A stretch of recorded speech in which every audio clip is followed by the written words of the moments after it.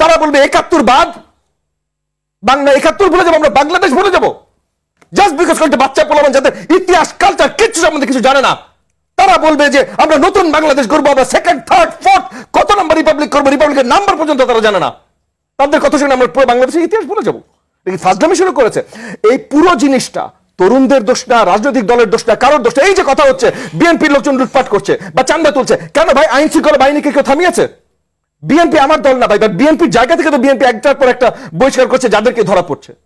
কিন্তু আইন শৃঙ্খলা বাহিনী বাদ দেন, মিডিয়া যদি নতুন সরকারের সাপোর্টে যে এই যে দলটা আসছে, এই সরকারি সাপোর্টে যে দলটা আসছে, এদের নামে রিপোর্ট পর্যন্ত করতে ভয় পায়। আপনি বলেন, আপনি মিডিয়া চালান, আমি আপনাকে এখানে স্পটে ফেলতে চাই না, বাট আপনি বলেন আপনার চ্যানেল কয়বার রিপোর্ট করেছে? এই যে আপনার শোতে বসে বা যে কোনো শোতে বসে বড় দেখা বলছে এখানে বিএনপির লোকজন করছে ভাই, আমি না করছি না, কিন্তু তারা বহিষ্কারও করছে, সেখানে তাদেরকে আমি সাধুবাদ জানাই। যদি তারা বহিষ্কার না করতাম আমি তাদেরকেও শক্তভাবে নিন্দা করতাম।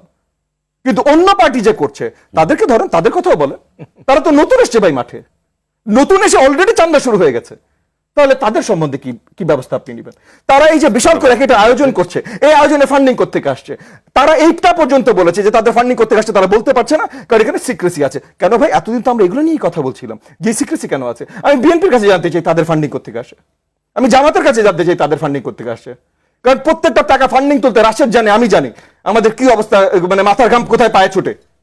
তো আপনাদের এত বড় ফান্ডিং করতে আসে, আপনি বলেন ভাই, আপনি স্পষ্ট রাজনীতি করতে চান, বড় বড় কথা বলতে চান, বড় বড় আওয়াজ করতে চান, আপনি নতুন প্রধানমন্ত্রী, তাহলে বলেন, আপনি দেখান আপনি প্রধানমন্ত্রীর মতো করে কাজ করেছেন, তারপর আমরাও মানবো। আপনার বয়স 20 না 42 না 82, আই ডোন্ট কেয়ার, আপনার প্রধানমন্ত্রী হিসেবে মানতে আমি রাজি আছি, আপনি দেখান।